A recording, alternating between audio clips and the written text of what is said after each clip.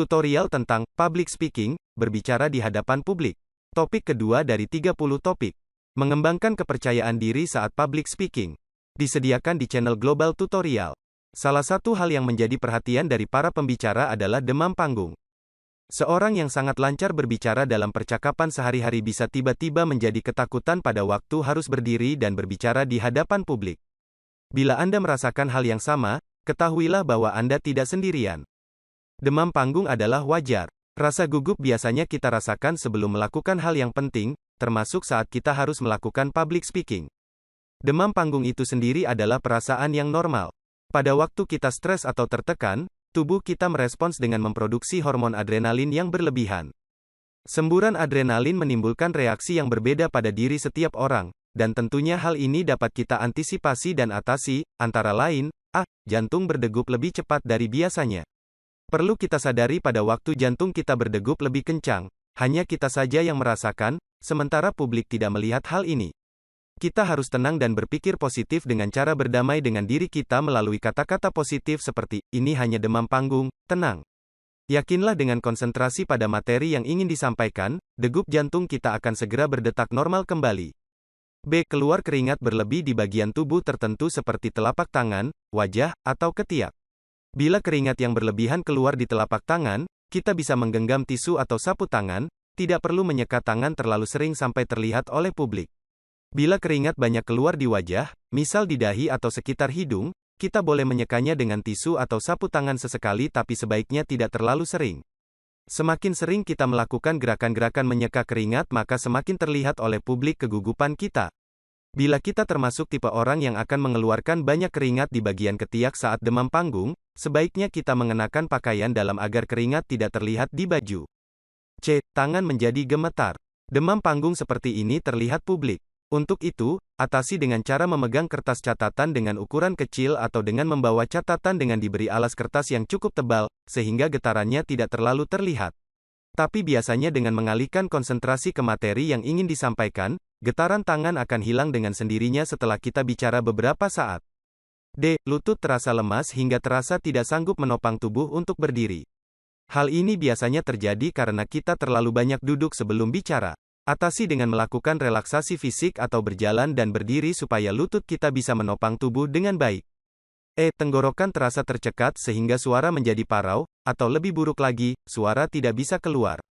Pada waktu adrenalin menyembur, salah satu efek yang bisa terasa di sebagian orang adalah produksi lendir di tenggorokan meningkat. Untuk mengatasi hal ini, kita dapat menjaga makanan dan khususnya minuman sebelum kita bicara. Hindari minuman yang lengket seperti susu, sirup, atau teh manis. Karena minuman sejenis ini akan membuat tenggorokan kita lengket ditambah dengan banyaknya lendir yang diproduksi oleh tubuh, maka suara kita jadi tercekat atau serak. F. Perut terasa sakit dan seperti ingin buang air besar. Atasi dengan pola makan yang baik sebelum bicara. Dengan demikian saat perut kita terasa sakit kita tahu bahwa itu hanya akibat dari demam panggung, bukan sakit perut sesungguhnya. G. Ingin buang air kecil secara berlebihan. Bila hal ini terjadi, tetap tenang dan segera ke belakang. Tapi bila tidak mungkin menghentikan pembicaraan, sebaiknya tahan dengan mengalihkan konsentrasi ke acara, niscaya keinginan itu menghilang. Kita bisa juga mengatasi dengan mengurangi jumlah air yang diminum. Kita bisa minum bila haus tapi jumlahnya sedikit dikurangi tidak bisa mengingat apa yang ingin disampaikan sekalipun sebelumnya sudah disiapkan. Atasi dengan membawa catatan atau menggunakan alat bantu visual seperti PowerPoint. Bila catatan sudah ada di tangan, bacalah. Biasanya ini terjadi di awal-awal bicara, selanjutnya kita akan berbicara dengan lancar. Kesalahan yang sering terjadi, pembicara sudah mengetahui kelemahannya bahwa ia sering lupa apa yang ingin disampaikan pada waktu demam panggung melanda. Lalu ia membawa catatan kecil sebagai contekan. Namun begitu waktunya berbicara catatan yang sudah dibawanya tadi tidak dibaca, hanya dipegang saja. Sementara ia berusaha untuk merangkai kalimat dan mengingat apa yang sudah dipersiapkan sebelumnya. Akibatnya ia berbicara dengan tidak teratur dan tidak jelas apa yang ingin disampaikan. Sudah dapat dipastikan kata-kata pembukanya tidak menarik dan presentasi bagian isi pun menjadi tidak sesuai dengan isi yang telah disiapkannya. Reaksi-reaksi di atas adalah contoh reaksi demam panggung yang sering kita alami sebelum melakukan public speaking. Demam panggung biasanya disebabkan rasa cemas yang muncul pada waktu public speaking. Hal yang dapat menyebabkan rasa cemas itu, antara lain, 1. Cemas topik dan informasi yang disampaikan tidak sesuai dengan harapan publik. 2. Cemas tidak dapat menjawab pertanyaan yang diajukan publik. Biasanya rasa takut ini menyerang kredibilitas diri pembicara. 3. Cemas salah dalam penyampaian. Hal ini biasanya terjadi kalau naskah materi disiapkan oleh orang lain atau bila pembicara kurang menguasai materi yang ingin disampaikan. 4. Cemas tampil buruk sehingga mempermalukan diri sendiri. 5. Cemas peralatan audiovisual tidak berfungsi dengan sempurna sehingga mengurangi kualitas penampilan bahkan bisa mengacaukan segalanya. Bila kita perhatikan hal-hal yang menyebabkan rasa cemas di atas, kita dapat menyimpulkan bahwa ada rasa cemas yang dapat diatasi dengan persiapan yang baik dan sempurna, tapi ada juga rasa cemas yang hanya bisa diatasi dengan banyak latihan. Kita bahkan dapat memanfaatkan rasa cemas tersebut untuk memunculkan presentasi yang luar biasa. Biarkan kecemasan itu bekerja untuk kita.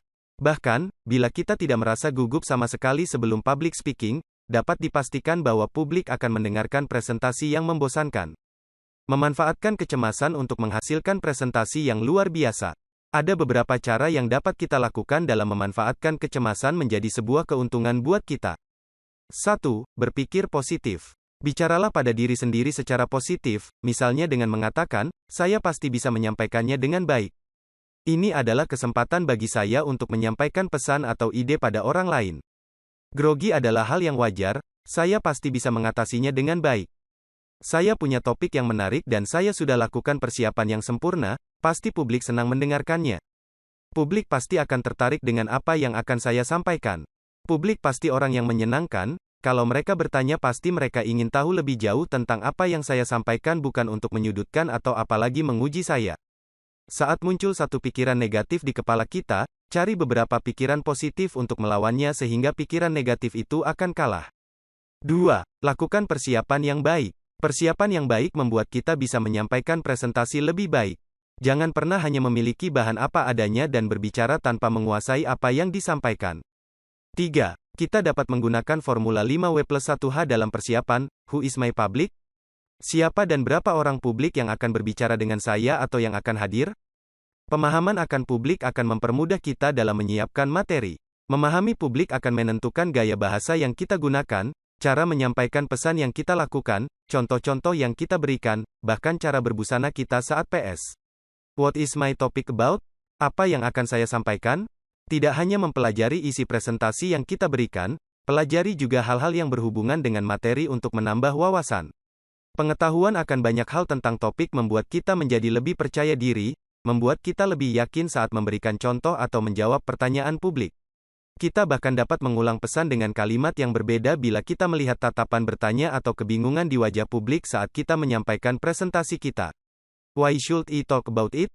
Mengetahui alasan mengapa topik harus disampaikan, dibicarakan. Jangan berhenti di satu kali pertanyaan. Mengapa? Usahakan gali lebih dalam alasan mengapa kita berbicara agar menemukan inti permasalahannya. Dengan demikian kita dapat lebih menjiwai apa yang hendak kita sampaikan. Kekhawatiran akan pertanyaan-pertanyaan yang mungkin diajukan publik juga akan berkurang karena kita telah memikirkan kemungkinan munculnya pertanyaan tersebut. Misalnya, mengapa saya mempresentasikan produk ini? Agar konsumen mengetahui produk perusahaan. Mengapa mereka harus mengetahui produk saya? Agar konsumen mengetahui kelebihan produk perusahaan dibandingkan dengan produk pesaing. Mengapa mereka harus tahu kelebihan produk perusahaan? Agar mereka beralih ke produk yang ditawarkan. Mengapa mereka harus beralih ke produk perusahaan? Agar produk perusahaan banyak terjual dan perusahaan memperoleh laba, dan seterusnya. When? Kapan saya bicara dan berapa banyak waktu yang saya miliki? Dengan mengetahui kapan kita bicara, kita dapat menyiapkan segala sesuatu sebelum waktunya. Selain itu, Anda punya waktu untuk latihan. Mengetahui jumlah waktu yang diberikan untuk berbicara juga penting agar kita dapat menyampaikan pesan secara efektif dalam batas waktu yang diberikan. Bila kita memiliki materi yang membutuhkan waktu 20 menit untuk presentasi padahal kita hanya memiliki 5 menit, kita berisiko akan tidak dapat memberikan pesan secara utuh dan memberikan kesimpulan yang mengesankan publik. Where? Di mana saya bicara? Bicara di lingkungan tempat kita sudah biasa berada tentunya lebih nyaman dibandingkan dengan bicara di tempat yang baru pertama kali kita kunjungi. Ketahui di mana dan bagaimana suasana serta pengaturan ruang tempat kita bicara. Dengan mengetahui tempat terlebih dahulu, setidaknya membuat kita menjadi lebih tenang. Bila kita diminta berbicara di tempat yang belum kita ketahui letaknya, sebaiknya cari tahu cara menuju tempat tersebut hingga kita bisa sampai ke lokasi public speaking tepat pada waktunya. Di kota besar seperti Jakarta atau Surabaya, kemacetan lalu lintas sudah menjadi pemandangan sehari-hari hingga kita perlu menghitung lebih seksama waktu yang dibutuhkan menuju lokasi serta jalan tercepat menuju tempat tersebut. Terakhir, bagaimana membuat presentasi pidato saya menarik? Dengan mempertimbangkan hal-hal di atas, kita dapat melakukan riset dan mengumpulkan informasi yang dapat mendukung presentasi dan pengetahuan kita tentang materi. Setelah itu, kita dapat mengatur susunan penyampaian yang menarik dan mudah dimengerti publik. Gunakan alat bantu visual yang diperlukan guna mendukung presentasi secara keseluruhan dan berikan contoh-contoh dan ilustrasi yang menarik membuat presentasi kita lebih mudah dimengerti. Misalnya saja, kita dapat memasukkan cuplikan film atau foto yang dapat memperkuat narasi kita akan sebuah hal. Kita juga dapat memasukkan gambar atau tabel untuk memperkuat statistik yang kita sampaikan. Demikianlah materi topik kedua tutorial tentang public speaking. Channel Global Tutorial akan sangat membantu masyarakat umum dan para mahasiswa yang sedang atau ingin kuliah di universitas terbuka, atau kuliah di perguruan tinggi manapun di Indonesia. Ratusan video tutorial S1 Ilmu Hukum, S1 Ilmu Pemerintahan, S1 Ilmu Komunikasi, S1 Ilmu Manajemen, S1 Ilmu Administrasi dan lainnya disajikan di Global Tutorial. Video tutorial dituturkan dan disubtitelkan agar dapat ditonton, dibaca sambil didengarkan. Jangan khawatir jika tidak langsung paham. Untuk pemahaman yang lebih baik, putar dan dengarkan video tutorial berulang-ulang. Subscribe dan like, agar Anda mendapatkan update tutorial lainnya. Bagikan juga link video ini, agar teman lain juga mendapatkan manfaat channel ini. Sekian dan terima kasih. Sampai jumpa.